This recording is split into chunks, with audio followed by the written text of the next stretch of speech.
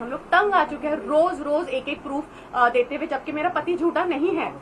तो क्यों हम लोग सहन करें? हमारे पास ऐसे करोड़ों की जायदाद नहीं है और हम बहुत सिंपल लोग हैं, और कोर्ट में जाने के लिए भी आपको कुछ पैसे लगते हैं। ऑफ कोर्स यस, हमें जान का खतरा है और मुझे, मेरे बच्चों को, मेरे परिवार को डराया धमकाया जा रहा है। रोज कोई ना कोई मतलब हमेशा ऐसा डर लगा रहता है कि कोई अभी सस्पिशियस व्यक्ति भी हमको दिखता है, तो कोई हमें देखता भी है तो ऐसा लग रहा है कि ये ऐसा बार बार क्यों देख रहा है। कोई भी घर पे बैठ के लिख सकता है ऐसे खत, अगर उस खत पे किसी का नाम नहीं है और अगर उसमें कोई भी किसी का क्लेम नहीं है, किसी इंसान का जिसने वो खत लिखा है, सामने आए और बेधड़क तरीके से कंप्लेंट करे और फिर चाहिए तो इसकी जांच हो। लेकिन अगर बेबुनियाद कोई अगर लेटर कुछ लिखता है तो उसमें कोई मतलब नहीं है। ये सब झूठे सारे दस्तावेज है, इसका कोई महत्व नहीं है। एक आरोप उन्होंने भी लगाया कि फोन टेपिंग करा रहे थे समीर वानखेड़े, जो कि एक व्यक्ति मुंबई का है, एक व्यक्ति थाने का है। इन दो प्राइवेट लोगों के जरिए फोन टेपिंग कराया जा रहा था।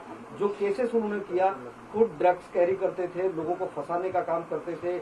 इस तरह का एक मैनिपुलेटेड केस बनाया जाता था, ऐसा उनका कहना है। नहीं, मुझे ऐसा लगता है ये सारे झूठे सारे फॉल्स क्लेम्स हैं, क्योंकि अगर इसके ऊपर उनके पास कोई भी प्रूफ होगा तो आई एम श्योर वो कोर्ट में पेश करेंगे और इसके ऊपर तभी न्याय हो पाएगा। हम ऐसे ट्विटरबाजी करके कुछ नहीं पा सकते, बिकॉज ट्विटर पे कोई भी कुछ भी उठ के लिख सकता है। मैं भी कुछ भी लिखूं किसके बारे में, लेकिन ये सच नहीं हो जाता। मैम, एक इल्जाम ये भी है कि समीर वानखेड़े ने 2007 में यूपीएससी के एग्जाम को लेकर एक फेक सर्टिफिकेट बनवाया था, कास्ट सर्टिफिकेट, और उसके आधार पर उन्होंने एग्जाम दी थी और नौकरी पाई है। इस पर आपका क्या कहना है मैम? और ये भी कह रहे हैं कि एक दलित का हक मारा गया जिसकी वजह से। मुझे ऐसा लगता है कि उनके पूरे गांव का आप सर्टिफिकेट देख लीजिए, पूरे उनके वानखेड़े परिवार का आप सर्टिफिकेट देख लीजिए, और जो डैडी ने भी दिखाए थे कल और प्रूफ भी किया है कि उनकी कास्ट ओरिजिनल है। और एक इंसान सर्टिफिकेट बना सकता है ना, पूरा गांव थोड़ी ना बना लेगा सर्टिफिकेट। तो मुझे ऐसा लगता है थोड़ा रिसर्च उसमें तो उनका थोड़ा कम पड़ गया, जरा ज्यादा बेटर प्रिपेयर हो गया। नवाब मलिक का ये भी इल्जाम है कि उनका ऑनलाइन सर्टिफिकेट, सबके बर्थ सर्टिफिकेट अवेलेबल होते हैं इंटरनेट पर, उनका ऑनलाइन सर्टिफिकेट नहीं मिल रहा है। ऐसा क्यों? उनका बर्थ सर्टिफिकेट कहाँ पर है समीर वानखेड़े? तो इनकी रिसर्च टीम फैंटास्टिक रिसर्च करके वो जब लिखते हैं तो उन्होंने और फैंटास्टिक रिसर्च करके वो फाइंड आउट करना चाहिए कि उनका ऑनलाइन सर्टिफिकेट। हमने तो पेश किया ना ऑनलाइन सर्टिफिकेट, उनका जो भी रियल बर्थ सर्टिफिकेट है मेरे फादर इन लॉ दिखा चुके हैं। तो इससे ज्यादा और हम बार बार क्या प्रूव करते रहे? बार बार कितनी बार हम लोग चिल्ला के बोले, इतना नहीं बोल सकते। और शायद आज मैं लास्ट टाइम प्रेस से बात करी, शायद मैं कल से प्रेस से भी बात नहीं करूंगी, क्योंकि हम तंग आ चुके हैं। हम लोग तंग आ चुके हैं रोज रोज एक एक प्रूफ देते हुए, जबकि मेरा पति झूठा नहीं है। तो क्यों हम लोग सहन करें? We are not going to take this. हम लोग क्यों जाए कोर्ट में? हम लोग क्यों जाए? आरोप तो वो लगा रहे हैं ना, आरोप वो लगा रहे हैं तो उनको जाना चाहिए कोर्ट में। और हमारे पास इतने पैसे नहीं है, हमारे पास ऐसे करोड़ों की जायदाद नहीं है और हम बहुत सिंपल लोग हैं, और कोर्ट में जाने के लिए भी आपको कुछ पैसे लगते हैं। तो अगर हमारे नाक के ऊपर पानी चला गया तो हम डेफिनेटली जाएंगे, लेकिन जब तक हम लोग ऐसे ही लड़ पा रहे, जब तक जनता के सपोर्ट से लड़ पा रहे हैं, तब तक लड़ेंगे, और अगर जरूरत पड़ी तो हम डेफिनेटली जाएंगे। लेकिन ये चैलेंज करके कुछ नहीं होता है, क्योंकि उनके पास बहुत पैसा है, शायद हमारे पास नहीं। मैं उनसे सिर्फ इतना कहना चाहती हूँ कि आपको हम शुभकामनाएं देते हैं और आपका घर अच्छा रहे, आप सुखी रहे, और हमारे दिल से आपको सिर्फ पॉजिटिविटी है। मुझे एक बात बहुत बड़ी है कि नवाब मलिक अब तक तमाम आरोप लगा रहे थे, लेकिन किरण गोसावी जो कि विटनेस है आर्यन खान के मामले में, विवादित जो फरार चल रहे हैं, उनकी जो बॉडीगार्ड है प्रभाकर सैल, उन्होंने एक बहुत बड़ा इल्जाम लगाया कि 25 करोड़ की डील होने वाली थी, और उन्होंने खुद अपने कानों से सुना है कि 8 करोड़ उसमें से समीर वानखेड़े को मिलने वाले थे। ये बहुत बड़ा इल्जाम लगाया है, और क्या कहेंगी इस पे आप? इसकी कोई भी एविडेंस उन्होंने अभी तक पेश नहीं की है, और ये दलीलें और जो भी उन्होंने कहा है सब प्रेस के सामने कहा है।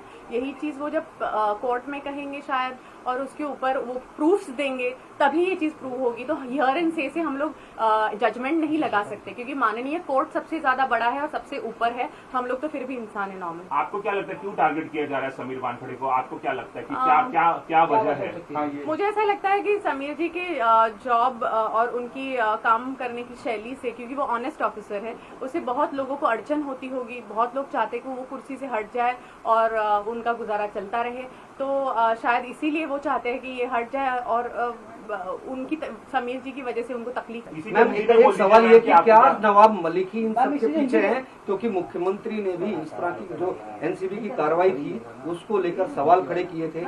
बाद में होम मिनिस्टर ने भी कल जब मीटिंग हुई उसके बाद बयान दिया कि जो लोग इस तरह के कार्य कर रहे हैं लीगल एक्शन उनके ऊपर लिया जाएगा। तो आपको लगता है कि वाकई में सिर्फ नवाब मलिक इसके पीछे हैं या फिर महाराष्ट्र सरकार भी समीर वानखेड़े के पीछे है? मुझे ऐसा लगता है कि उनके पीछे कौन कौन है ये बताने के लिए मैं बहुत छोटी हूँ।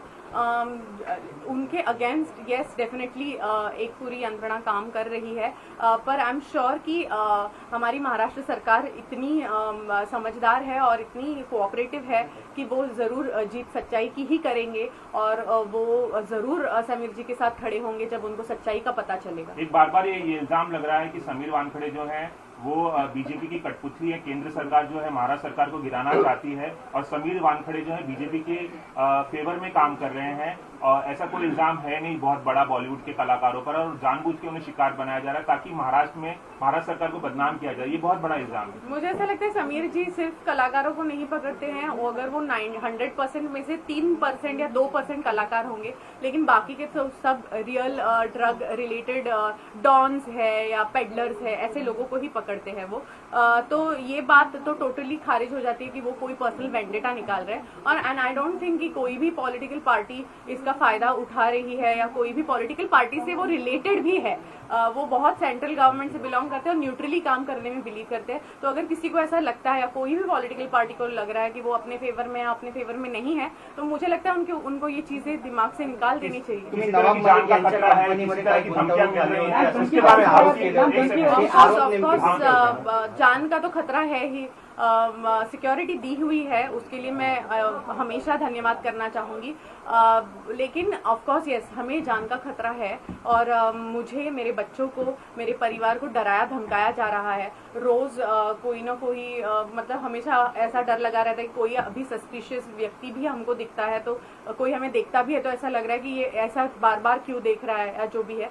तो डेफिनेटली हमें ट्रोल्स आते हैं, सारे फेक अकाउंट से आते हैं और हमें धमकियां दी जाती है कि आपको लटकाया जाएगा, आपको जलाया जाएगा, अब देखिए हम आपकी कैसे परेड कराते हैं, हम आपको पब्लिक में जला देंगे। तो आई थिंक ये सारे स्क्रीनशॉट्स हमने लिए हुए हैं और ये सारी चीजें हम लोग ट्रैक कर सकते हैं। I am sure through cyber cell की ये कहाँ से मैसेजेस आ रहे हैं, इसके सारे स्क्रीनशॉट्स हमने लिए हुए हैं और ये वक्त आने पे हम जरूर देंगे और वो सारे अकाउंट जरूर ट्रैक होंगे और फिर पता चलेगा कि ये कौन सी PR मशीनरी है जो हमारे अगेंस्ट काम कर रही है। खतरा किससे है, कुछ नाम बता सकती है? नहीं, मैं कुछ नहीं बता सकती, ये तो सबूत डिसाइड करेंगे।